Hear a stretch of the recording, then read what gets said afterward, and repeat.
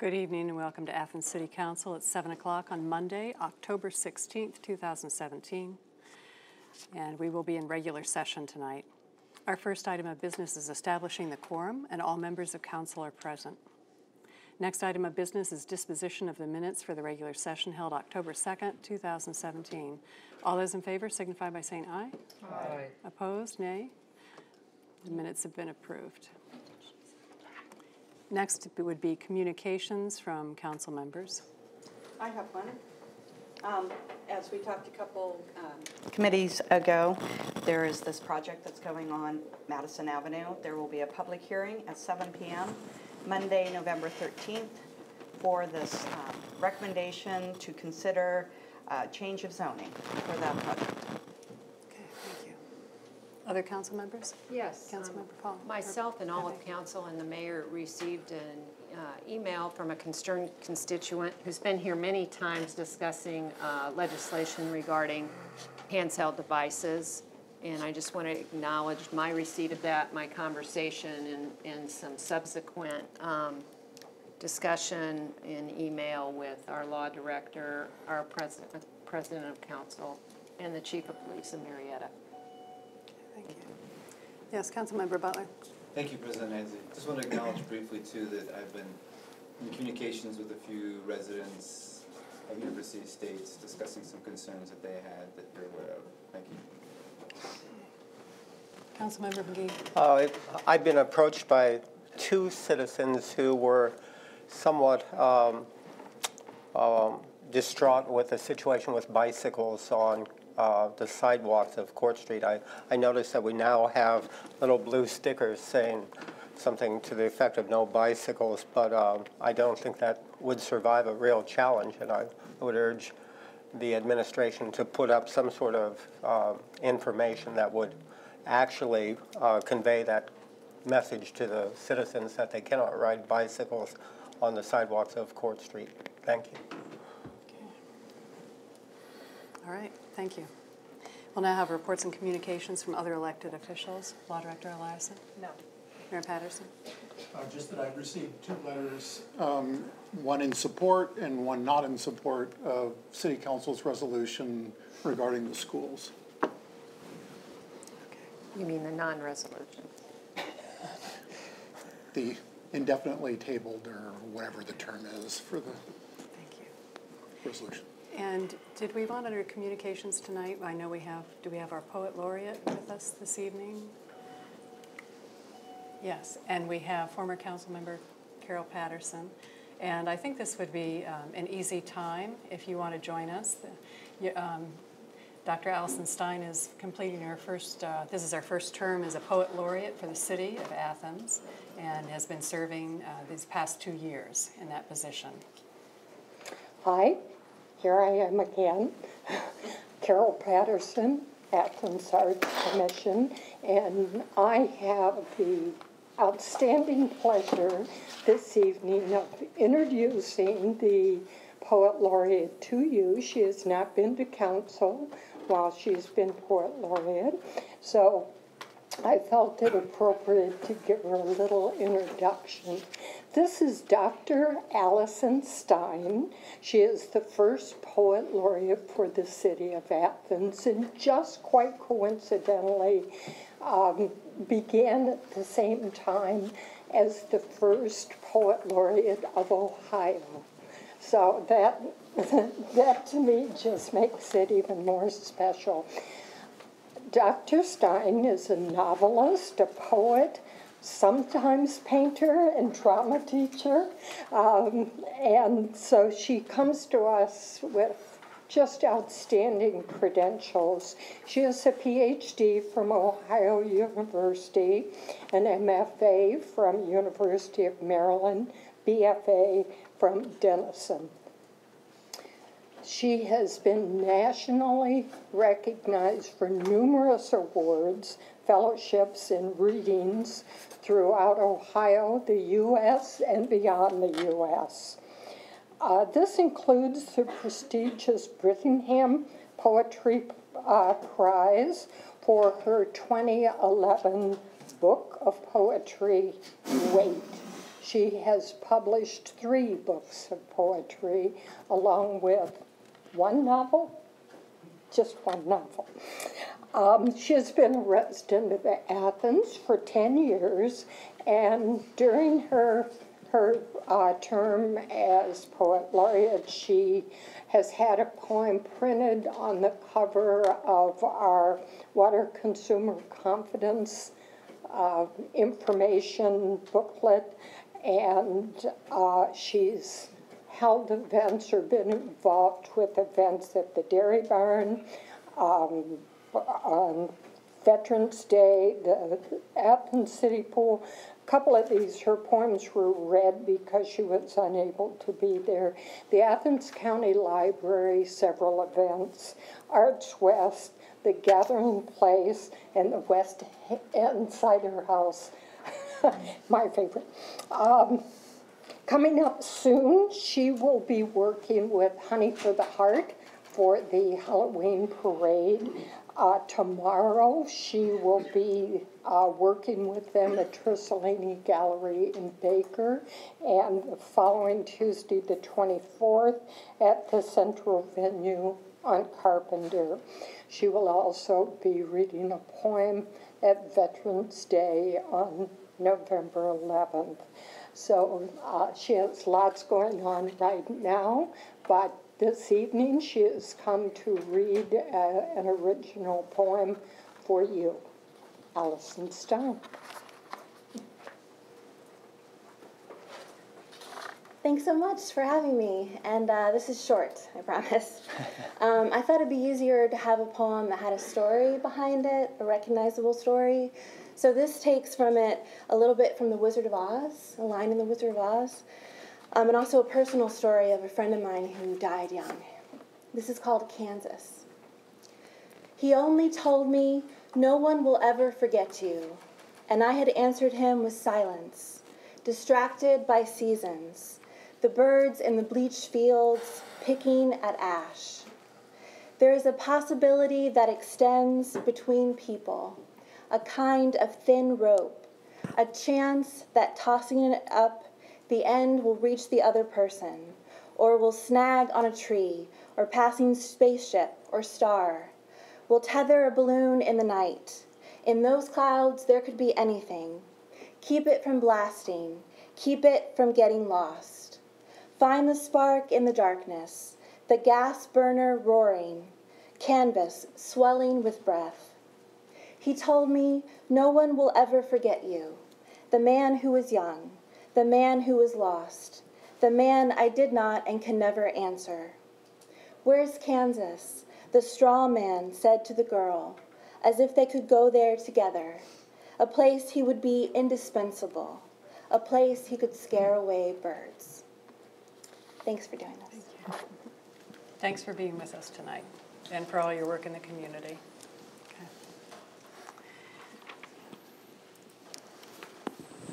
All right. We're ready to go on for ordinances for third reading tonight. The first one being Ordinance 10717, an ordinance authorizing design engineering of the Richland Pedestrian Improvements Project 311, introduced by Councilmember Pappy. Thank you. I move to adopt 10717. Second. This is to move forward with the design and engineering of the Richland pedestrian improvements. As a reminder to council, the project is a $2.3 million pedestrian improvement on Richland Avenue at the Ohio University campus. I did want one clarification from the mayor, if I could, before we vote. ODOT to cover 95% of the eligible costs is what it says in the ordinance.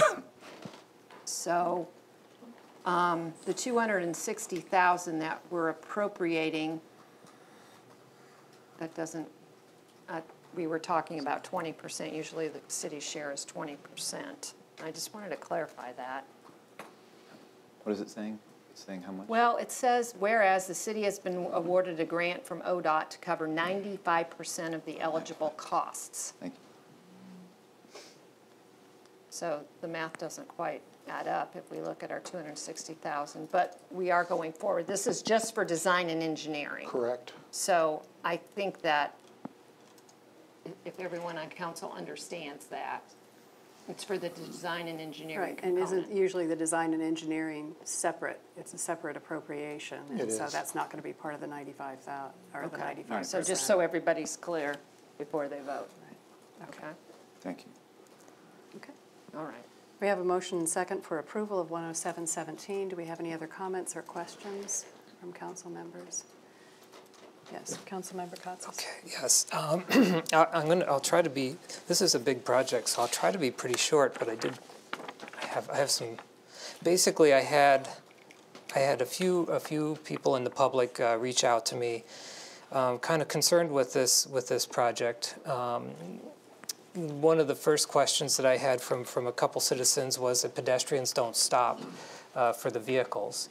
And I went ahead and I did, I'm not going to read it, but Ohio Revised Code 4511.46 talks about right-of-way of pedestrians in a crosswalk.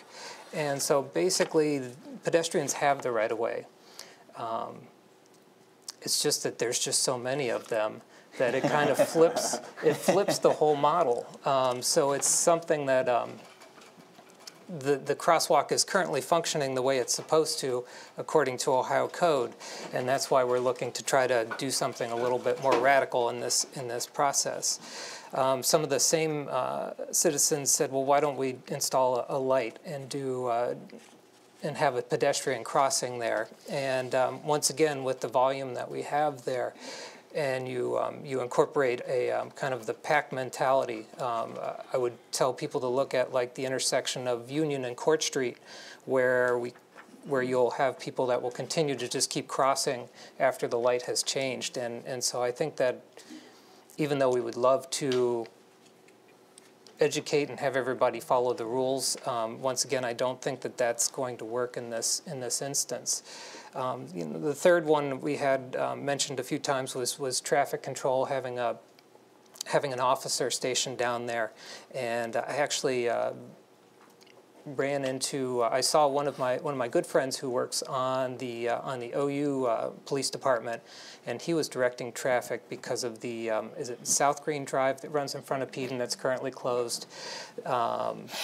And he was directing traffic and was looking really stressed out. And I talked to him a little bit later, a few days later, saying that I saw him there. And he said, well, I didn't see you because people with vehicles, when they enter into these situations and it's an unfamiliar scenario, sometimes they hesitate and they don't stop in time, or that they will stop and then they'll ask, well, can I just get through?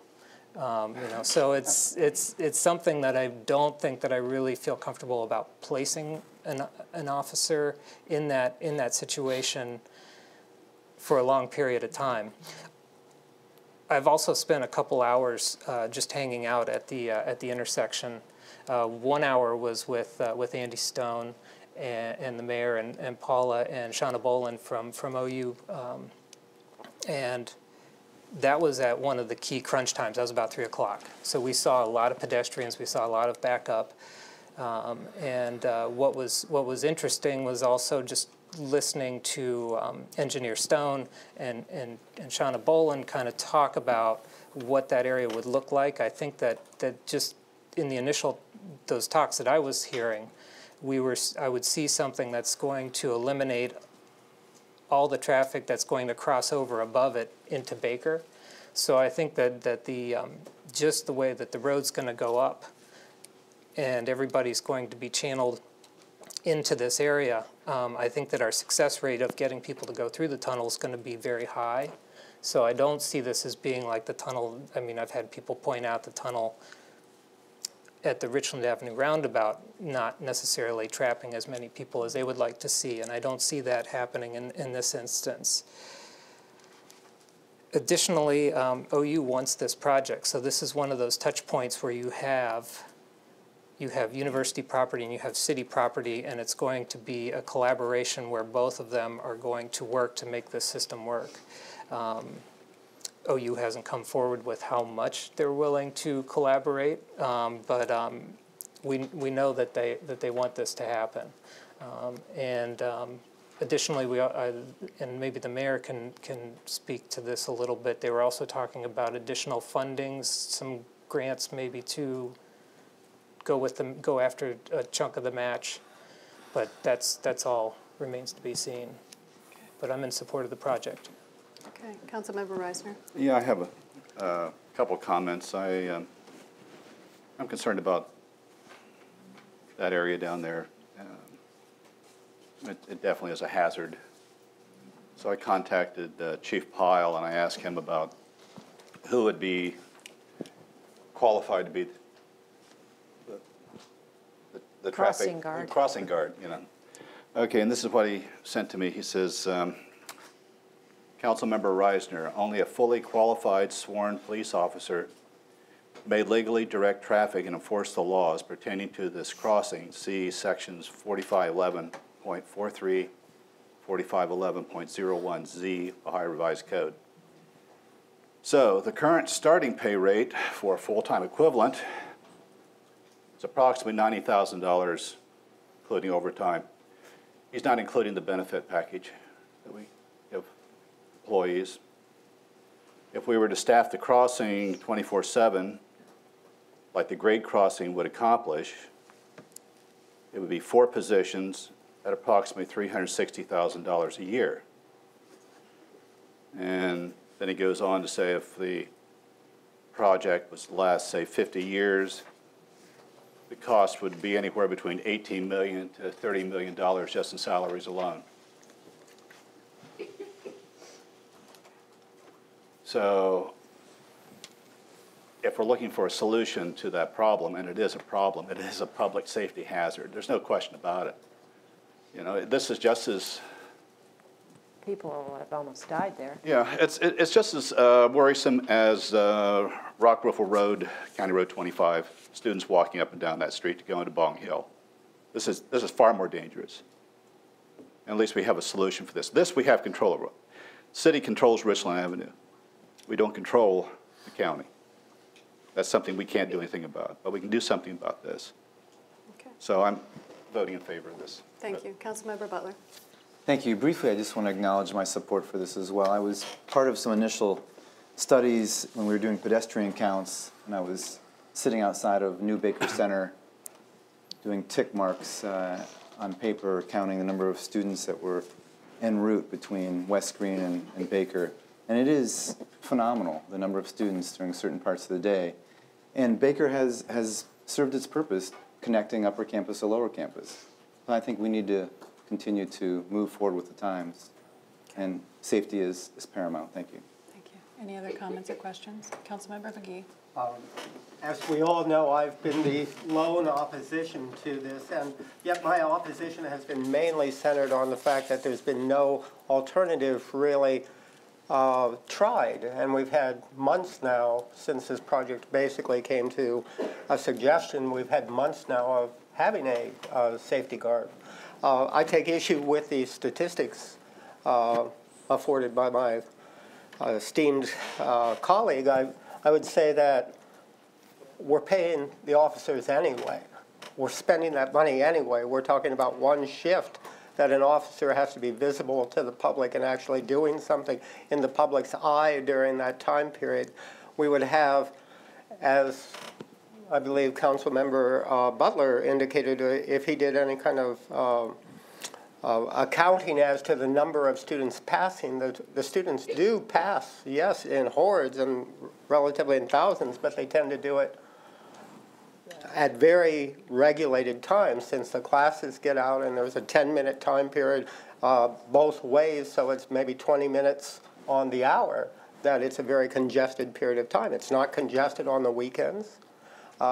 It's not congested in the evenings unless there's a special thing going on. So again, I'm not saying that it's a bad idea. What I'm saying is I'm incredibly disappointed with the fact that the administration has apparently rejected any thought of pursuing an alternative experiment by having an officer out there. As far as my colleague Pete has indicated, that Perhaps the officers are stressed if they have to work 4 different intersections, especially at a time like that. But I would suggest that one street with saying basically stop and letting students go and proceed is not that complicated. So although I take into account the obvious intention of certain people to see this be pushed through, and I take into account the fact that OU apparently wants it. Again, I'm concerned there's been no money put on the table by OU. Instead, the city is putting in a sizable amount of money, again, for a project, which, again, I would simply question, are there alternatives? Have they been tried? It would have been so easy to try a crossing guard, a police officer for 1 week to see if this matter could have been taken care of, just 1 week. And I would also say that I was caught in traffic too at one point in time when the university closed off that intersection, the connecting intersection. So I'm fully aware how difficult this area can be. But again, there were no traffic guards to really deal with the situation. The only traffic guards were when there was a big occasion for homecoming, I believe. So it's more a philosophy of things. I'm often reminded of the old Greek question to Diogenes when he was asked, whose wine do you prefer best? And the answer is other people's. Well, in this particular case, I'm not saying it's a bad project. I'm not saying I would vote against it if I had some alternatives that had been experimented, but I will say that I'm disappointed that we did not at least make the slightest attempt to see if this matter could have been resolved in a different manner. Thank you. Okay. Thank you for the President comments. Nicely, I'd just like to make one comment. In my opinion, safety is not a philosophy, and this is a huge issue and has been for many years. Many people have been injured there. I'm reminded that last week a vehicle for the second time lost its brakes coming down a hill and damaged city property once again. I think of that hill and that bridge and sometimes the speed. I would hate to be the crossing guard and getting people out of the way if I was standing there. I believe that the state would not have authorized the money that they authorized if they did not see the safety issues and the need for that. I think that they may have come back and said, show us a couple other things that you've done before they would have doled out this money. So that's my comment on this. Okay. All right. We have a motion and second for approval of ordinance 10717. All those in favor signify by saying aye. Aye. Opposed? Hey. Okay. The motion carries and the ordinance is approved. I would like to have commented on that whole dialogue, but Oh, I'm sorry. That's I didn't okay. see your hand up. So you're sitting. Okay. Ordinance 10817 is an ordinance amending Athens City Code Title III. Administrative Provisions, Chapter 3.07, Administrative Departments, Boards and Commissions, to add Section 3.07.76 to establish the Athens City Affordable Housing Commission, introduced by Councilmember Fall. I'd like to move to amend this particular ordinance, which we haven't done because it got tabled and then not amended. Okay. So we have a motion to amend. Do we have a second? Second. great. The amendments are including the whereases. Do I have to read? I could read them, but I don't want to read them. And then changing the membership of the board. It was changed to have a more broad section of people from the community and from identified also by council to become members of the commission. Oh, and also, thank you, to report, because all of our commissions and boards always report. The Planning Commission reports things like planning recommendations and stuff to my committee. Disability Commission recommends sort of other things that come through council. So we would like this particular commission to include reports from, to include Safe Routes to Schools program that we have as the planner and Andy Stone take care of, and also the Economic Development Council. So we have a motion and second for amending it as described by Councilmember Fall. Any comments? Questions? Okay. All those in favor of amending 10817, signify by saying aye. Aye. Opposed, nay. Okay. The ordinance has been amended and read for the first time.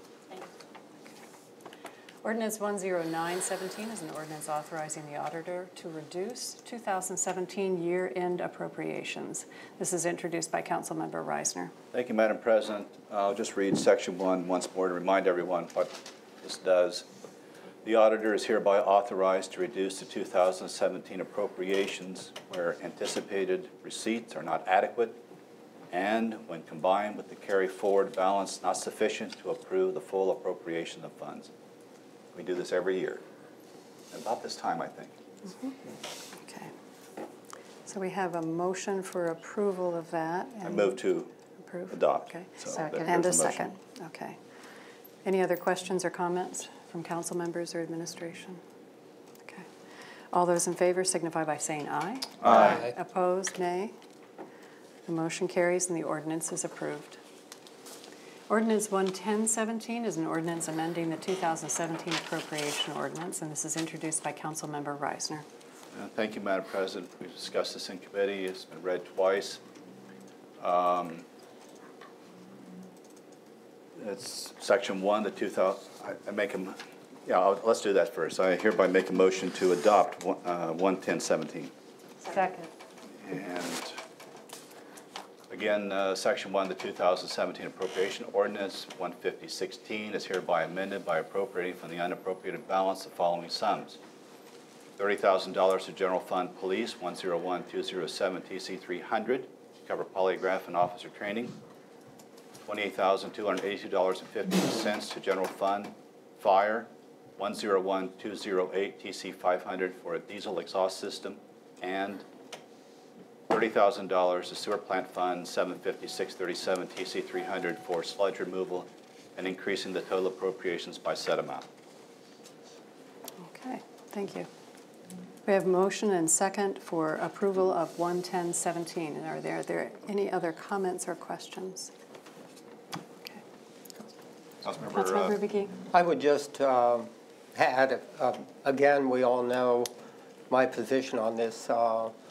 I think on the diesel and exhaust system, I think it's a shame that we have not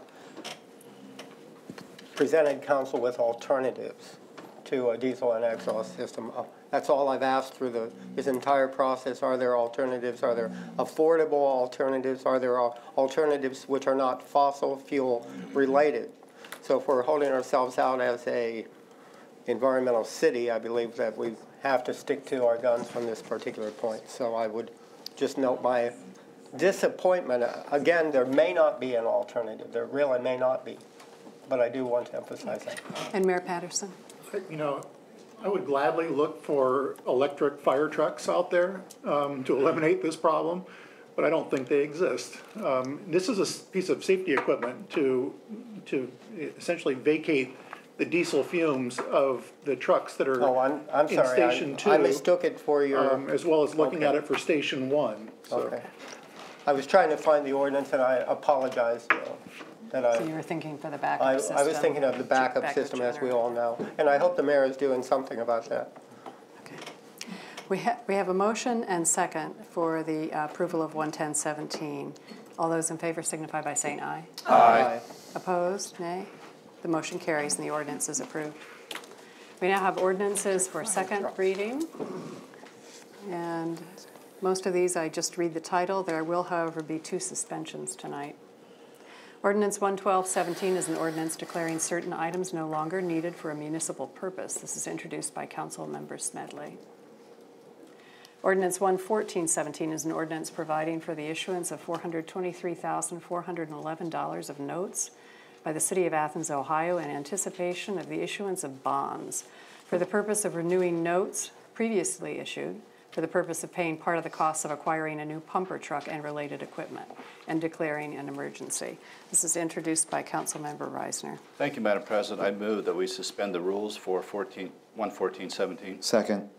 The reason for the suspension is the notes are due next week. Okay, Okay, so. good reason. Okay, we have a motion pay the and bank. second for suspending the rules. All those in favor signify by saying aye. Aye. Opposed, nay. The rules have been suspended. Councilmember Reisner. I move that we adopt 11417 Second. for the said reasons Okay. given. We have motion and second for approval. Any other comments or questions? All those in favor signify by saying aye. Aye. Opposed, nay. The motion carries and the ordinance is approved. Ordinance 11517 is an ordinance amending the 2017 appropriation ordinance, introduced by Councilmember Reisner. Okay. I don't think, I'm sorry. do we need to suspend this one? I know we do 116. Yeah, I don't believe we do. Okay. Okay. Okay.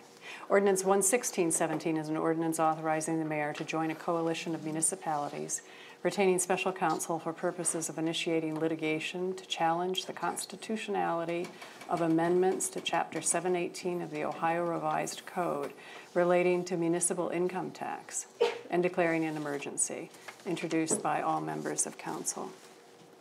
Councilmember Fall. I would like to suspend the rules for 11617. Second. We would like to get the court case going with all the other communities that have been signing on to this particular class action suit, because if it's not in the court system, there's a draconian emergency breaker that the state put in to where we wouldn't be able to get any of our taxes from them if we are not doing the ordinances and the things that they want us to do. And that's very unconstitutional requests that they have. And the filing deadline is November 1. 1st. Okay. So we have a motion and second to suspend the rules. All those in favor signify by saying aye. Aye. Aye. Opposed? Nay. The rules have been suspended. Thank you. I Councilmember move that Fall. we pass 11617. Second. All I can say that this is another power grab by Columbus. They have tried doing this several times. We have been successful in other suits that we have joined on other draconian ways that they've tried to crush our home rule and our local government services and such. Okay. We have a motion and second for approval of 11617, and I'll allow for comments. Yes, Councilmember Butler. Thank you. My apologies. That's okay. I just wanted to thank the auditor's office for their homework on this issue, and they've been excellent at communicating with us. So I applaud their efforts in helping educate us on this side of the matter. Thank you. Okay. Councilmember Katsas. I just wanted to echo the same thing about our auditor's office in a different way, because on Friday I was on a bike ride on the bikeway, and I ran into the chair of the finance committee for the city of Marietta, and he had actually been in contact with our auditor's office about this specific thing and had used them. So I think it's great to see Athens kind of leading the way on this. Great. All right. So we have motion and second. Oh, Mayor Patterson, excuse me. To clarify, in particular, our tax administrator, Tina Timberman, who is highly regarded at the State House in terms of her efforts. And so she is the one, Member Katsas, that has really reached out to a lot of municipalities, as I did through the Mayor's Partnership for Progress, to sit there and at least make everyone aware of what's going on and the possibility of jumping in on this lawsuit. Okay, thank you. We have a motion and second for approval of this ordinance, 11617. All those in favor signify by saying aye. Aye. Opposed, nay. The motion carries and the ordinance is approved. Ordinance 11717 is an ordinance amending Athens City Code Title 5, Public Utilities, Chapter 5.04, Sewer Regulations, Section 5.04.05, Wastewater Discharges, and this is introduced by Councilmember Fall. Ordinance 11817 is an ordinance amending Ordinance 9914, establishing fees as required by the Athens City Code, introduced by Councilmember Fall. And now we have two ordinances for first reading. Ordinance 1/2017 is an ordinance authorizing the Service Safety Director to enter into an LPA state project agreement with the Ohio Department of Transportation for lighting upgrade and replacement on East State Street and declaring an emergency, introduced by Councilmember Pappy. Thank you. We discussed this, and as the ongoing State Street project develops, and there is also going to be increased traffic and a commercial venue at that end of State Street. They are wanting to, the state is wanting to put in additional lighting there at the ramp coming off of US Route 50. They take on 100% of the costs, and we just need to have this agreement that we are moving forward and okay with that. I know that there's usually conversations from administration about the type of lighting, and we are a very light pollution-oriented city, so I'm sure it will be done in all ways that fit our values in Athens. So. Our code. It's our code. Okay, thank you. Ordinance 1/2117 is an ordinance amending the 2017 appropriation ordinance, and this is introduced by Councilmember Reisner. Thank you, Madam President. I'll read the ordinance. Section 1, the 2017 appropriation ordinance 15016 is hereby amended by appropriating from the unappropriated balance the following sums: $10,000 to General Fund Municipal Court 101.106 TC 300 to cover SEO corrections services through year end, and $450,000 to Medical Internal Service Fund 866 TC 300 to provide payment for medical claims through year end, and increasing the total appropriations by said amount. It's been read for the first time. Okay, thank you. We'll move on now to announcements and other business. Do we have announcements as in committee meetings next week? Finance Will be needed? personnel. Okay. And planning and safety services? Thank you. Okay, great. And then we also have under other business a motion to accept the auditor's September 2017 financial reports. So moved. Okay, we have a motion and second for approval of these reports. All those in favor signify by saying aye. Aye. Opposed, nay. Okay. And now we have an opportunity for citizens to speak on legislative items and city services not covered on the agenda. And I know we have some representatives from the fire department here tonight. Is there someone wishing to speak? I don't believe so. We're just here. Okay, all right, thank you. Is there anybody else in the audience here wishing to speak tonight? Okay, all right. That being said, then, and are there any other announcements? Mayor? No? No. Okay. Halloween. I entertain a motion to adjourn. So moved. Second. We have a motion and second for adjourning. All those in favor signify by saying aye. Aye. Okay. What? Consider the meeting adjourned at 7:39 p.m. Thank you very much. Talk like